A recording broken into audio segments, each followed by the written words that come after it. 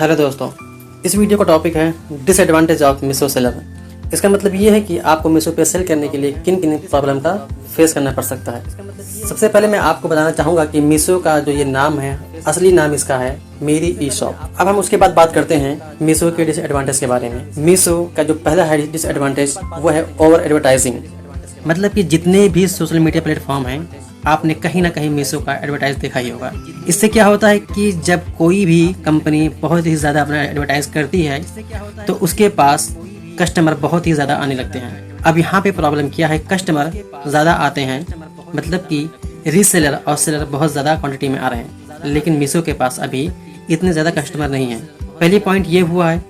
अब दूसरा पॉइंट है lake of branded and unique product. Lake of branded and unique product, इसका मतलब ये है कि मीशो के पास अभी कोई ऐसा ब्रांडेड कपड़ा या ब्रांडेड चीज़ें नहीं बिकती हैं और ना ही ऐसा कोई यूनिक प्रोडक्ट है, क्योंकि जो भी इसके पहले जैसे कि अमेजोन, फ्लिपकार्ट और भी बहुत सारे ई कॉमर्स वेबसाइट हैं, उनके पास ब्रांडेड हैं और यूनिक हैं और क्वालिटी वाइज भी बेटर है।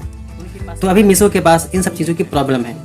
अब इसके बाद हम बात करते हैं डिलीवरी टाइम, जो कि बहुत ही बड़ा रोल अदा करता है ई कॉमर्स वेबसाइट में। ई कॉमर्स वेबसाइट में जो भी कंपनी काम करती हैं वो सब के सब डिपेंड होते हैं डिलीवरी पर। इसका मतलब ये है कि बिना डिलीवरी के ई कॉमर्स वेबसाइट किसी काम की नहीं है। तो अब यहाँ पे जो प्रॉब्लम देखने को मिलता है मोस्टली सबके साथ में हो रहा है, लेकिन मीशो के साथ में कुछ ज्यादा ही हो रहा है। जैसे कि मीशो पे कोई ऑर्डर आता है तो उसमें दिखाता है टाइमिंग के 3 से 6 दिन में आपका ऑर्डर आपके पास पहुंच जाएगा, लेकिन ऐसा होता नहीं है।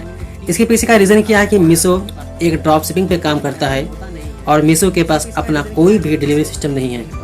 तो इसकी वजह से मीशो की इतना पकड़ नहीं है डिलीवरी सिस्टम पर, क्योंकि जिसके साथ टाई अप है कहीं ना कहीं वो लोग भी लापरवाही करते हैं। तो इसका जो प्रॉब्लम जो फेस करना पड़ रहा है, ये हमें फेस करना पड़ रहा है और मीशो को फेस करना पड़ रहा है। ऐसा नहीं कि सबको प्रॉब्लम फेस करना पड़ रहा है, 100 में से ऐसे कुछ हैं जिनको ये प्रॉब्लम फेस करना पड़ रहा है। ये थी बात डिलीवरी टाइम की। अब इसके बाद जो कि सेलर के लिए या फिर रीसेलर के लिए जो कि महत्वपूर्ण रोल अदा करता है वो है कस्टमर सर्विस। बहुत से मीशो सेलर को ये प्रॉब्लम फेस करना पड़ता है कस्टमर सर्विस के रिगार्डिंग, क्योंकि अब मान लीजिए जैसे कि अभी हमने बताया कि मीशो के पास डिलीवरी सिस्टम नहीं है। डिलीवरी का जो प्रॉब्लम आता है, अब मान लीजिए किसी कस्टमर ने कुछ ऑर्डर किया, अब यहाँ पर टाइम दे रहा 3 से 6 दिन में कस्टमर के पास वो सामान पहुँच जाएगा।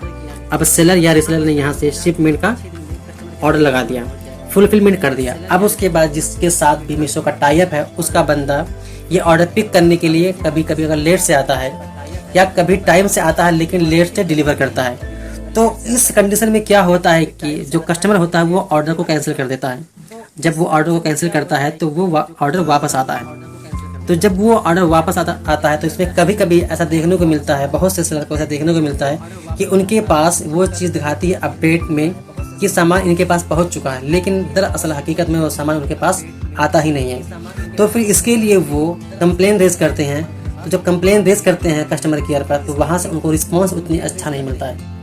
ऐसा नहीं कि सबको रिस्पांस नहीं मिलता है, लेकिन अब उतनी अच्छा सपोर्ट नहीं है, तो इसलिए ये प्रॉब्लम फेस करना पड़ता है। और इसी की वजह से बहुत से ऐसे मीशो के जो सेलर हैं जिन्होंने अपना अकाउंट बंद कर दिया है, लेकिन कहीं ना कहीं मीशो इन सबको बीट करके आगे बढ़ रहा है। तो आगे भी चलकर इन फ्यूचर में वो इन सब प्रॉब्लम को सॉल्व करेगा। अब आज की वीडियो में इतना ही। अगर जो चैनल पे आप नए हैं तो हमारे चैनल को सब्सक्राइब करके हमारा सपोर्ट कीजिए। फिर मिलेंगे आपसे किसी न्यू वीडियो में किसी न्यू टॉपिक के साथ। तब तक के लिए गुड बाय।